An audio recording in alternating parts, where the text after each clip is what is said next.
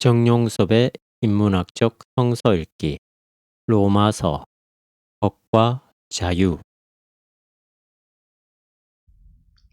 22. 역사의 신비와 찬양 11장 1절에서 35절. 남은 자. 바울은 자신이 그렇게도 구원받기를 원했던 이스라엘이 구원의 길에서 벗어났다는 사실을 여러 번 강조했습니다. 그것은 이스라엘이 믿음의 길이 아니라 율법의 길을 고집했기 때문입니다. 그렇다면 하나님의 약속을 받았던 이스라엘이 구원의 길에서 완전히 배제된 것인가에 대한 질문을 할 수밖에 없습니다. 바울은 결코 그렇지 않다고 생각했습니다. 이스라엘 백성들이 현실적으로는 구원의 길에서 벗어났지만 구원의 약속이 여전히 유효하다는 이 모순을 바울은 남은 자 사상으로 해결합니다. 참고적으로 바울이 논리적 모순을 해결한다는 말을 이상하게 생각할 필요는 없습니다. 원래 없던 사실을 바울이 장깨로 풀어간다는 뜻이 아니라 이해하지 못했던 하나님의 뜻을 좀 더 깊은 차원에서 이해할 수 있게 되었다는 뜻입니다. 기독교의 모든 가르침은 그런 인식론적 심화의 과정을 통해서 발전되었는데 이런 현상은 종말에 이르기까지 계속될 것이며 당연히 그래야만 합니다.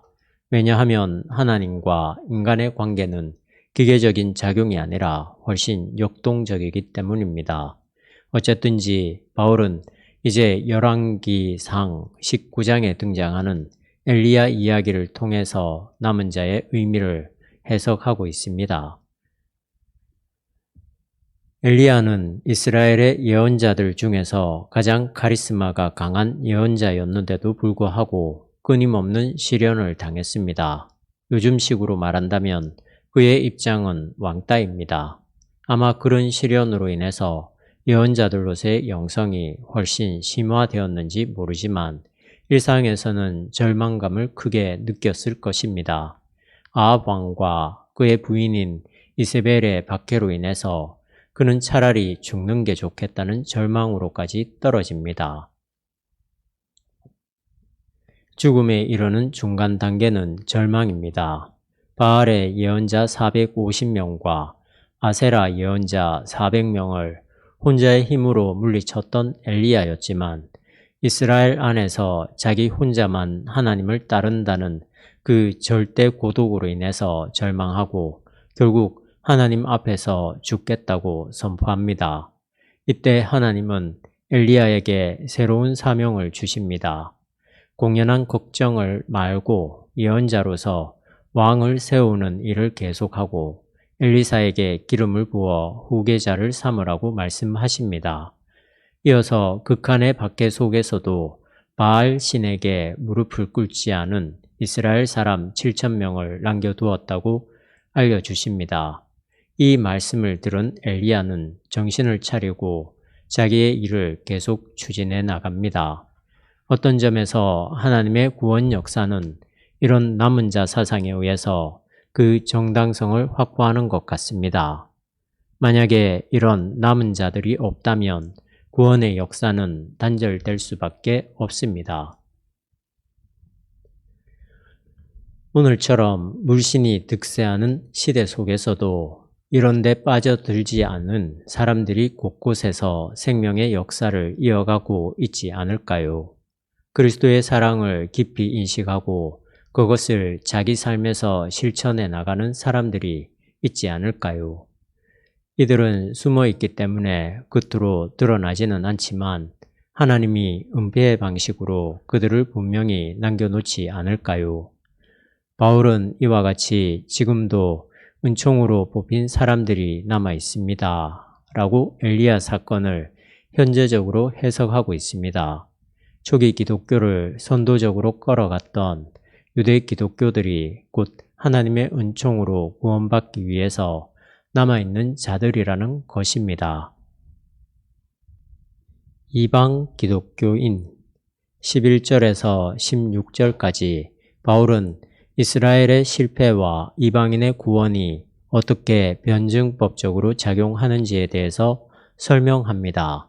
압달락에서는 남은 자들이라는 사상을 통해서 이스라엘을 향한 하나님의 구원 역사와 약속이 유효하다는 점을 논증했다면, 이제 여기서는 좀 더 직접적으로 이스라엘의 실패를 통해서 이방인과 유대인을 포함한 전체 인류가 구원의 가능성 앞에 서게 되었다는 점을 논증합니다.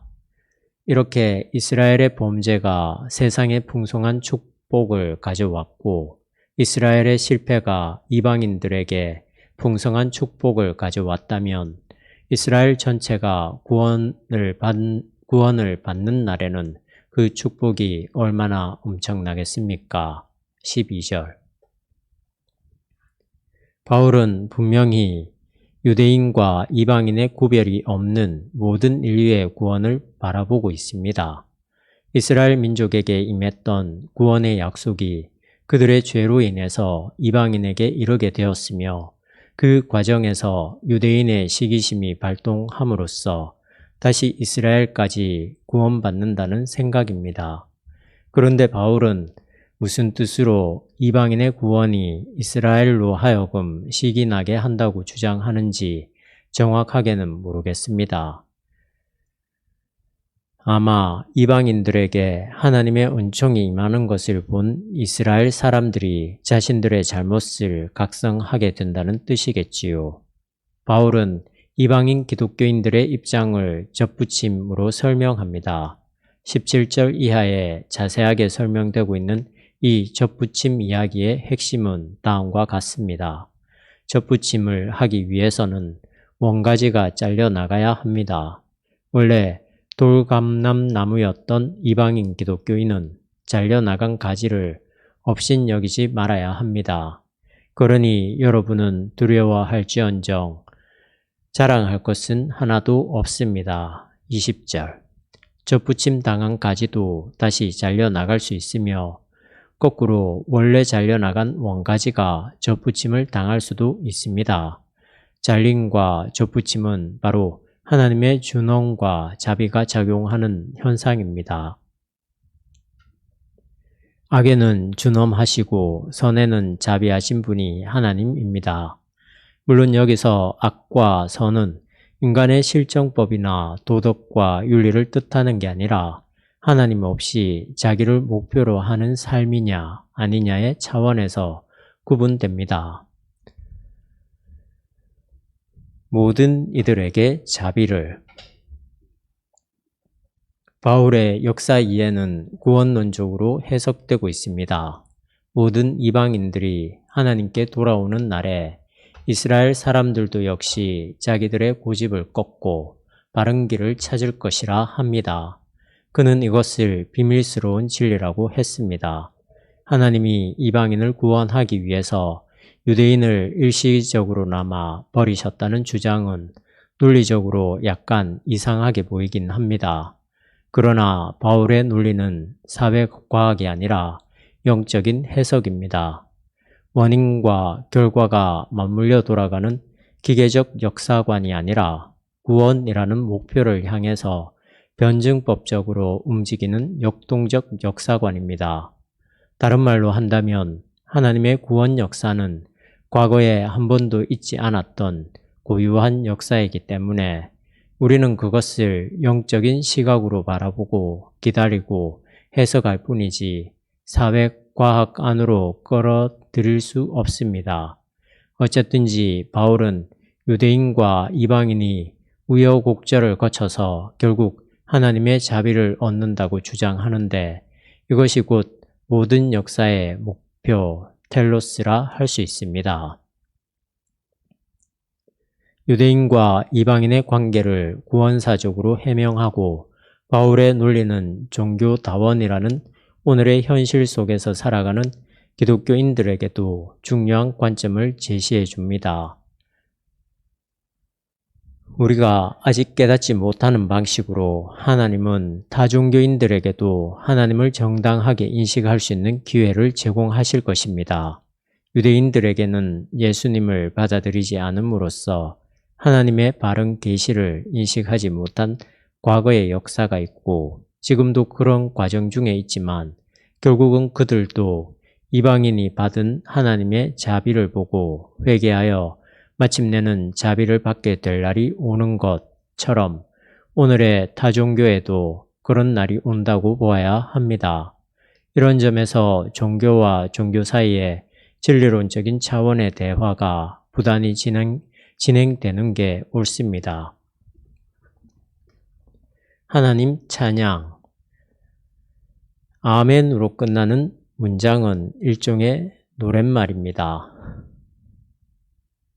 1장 25절의 찬양은 피조물과 창조주가 혼동되는 현상 앞에서 창조주에게 영광을 바치는 것이며 9장 5절은 그리스도와 이스라엘 민족의 연관성 가운데서 하나님께 바치는 찬양이며 이제 11장 33에서 36절은 역사의 신비 앞에서 그 역사를 끌어가는 하나님께 영광을 바치는 찬양입니다. 33절 말씀은 이렇습니다. 오 하나님의 풍요와 지혜와 지식은 심오합니다. 누가 그분의 판단을 헤아릴 수 있으며 그분이 하시는 일을 이해할 수 있겠습니까? 공동번역. 마틴 루터 번역에서는 이렇게 되어 있습니다. 오 하나님의 지혜와 인식, 이 양자의 풍요로움이 안고 있는 시면이여. 바울은 25에서 32절에서 유대인과 이방인의 구원 역사가 우리의 생각을 뛰어넘는 방식으로 전개되고 있다는 점을 밝힌 다음에 여기서 그런 신비를 찬양하고 있습니다. 도대체 여기서 언급되고 있는 시면은 무엇을 의미할까요? 지혜와 인식의 깊이가 무엇일까요? 깊이가 있다는 말은 곧 높이가 있다는 말이기도 하고 아니면 그냥 깊이 있음이라는 말일 수도 있습니다. 굳이 실존 철학의 개념을 빌리지 않는다고 하더라도 우리가 어떤 사물이나 사태를 직관하게 되면 끊임없이 깊이로 빠져드는 걸 경험합니다. 간단하게 생각해서 내가 어디서 왔는지 어디로 갈지 내 앞에 있는 것들은 그 권한과 미래가 어떻게 되는지를 생각하면 흡사 깊은 물속의 어둠이나 또는 지평선의 소실정 같은 것을 느끼게 됩니다. 이 만추의 나뒹구는 낙엽 한 장도 그런 근원과 미래라는 차원에서 볼 때 시면의 세계에 속합니다. 물론 바울은 이런 깊이를 하나님의 세계로 인식합니다. 본문의 주제와 연관해서 말하자면 하나님의 구원 역사가 담고 있는 깊이를 말합니다. 참고적으로 초기 기독교는 이런 시면을 하늘로 표상했습니다. 그래서 그들은 하나님이 하늘에 계시다고 예수님이 하늘에 올라가셨다고 생각했습니다. 하늘의 높이는 오늘 본문의 깊이와 같습니다. 36절은 다음과 같습니다. 모든 것은 그분에게서 나오고 그분으로 말미암고 그분을 위하여 있습니다. 영원토록 영광을 그분께 드립니다. 아멘. 만물의 근원과 현실과 미래가 하나님에게 있다는 바울의 찬양은 분명히 헬라의 철학적 사유를 배경에 두고 한 것 같습니다. 플라톤의 이데아는 바로 바울이 여기서 묘사하고 있는 그 하나님과 거의 동일합니다. 이런 점에서 오늘의 기독교 신앙은 만물의 근원에 대해서 해명하고 있는 철학이나 과학과 계속해서 대화를 나눔으로써 하나님을 보편적으로 설명할 수 있는 길을 찾아야 합니다. 결론적으로 우리는 다음의 사실을 생각해야 합니다. 우리가 하나님을 시면에서 경험하는 경우에 우리에게 요청되는 바는 오직 찬양일 뿐이라는 사실을 말입니다. 우리의 생각을 뛰어넘기 때문에 어떤 구체적 형상이 아니라 일종의 깊이로 다가오는 하나님 앞에서 공연한 논리를 펼치기보다는 찬양과 기도를 드리는 게 마땅합니다. 찬양과 기도를 넘어서는 것은 장광설이며 교원 영색이며 어쩔 수 없이 말을 하더라도 그 바탕에는 찬양이 들어 있어야 합니다.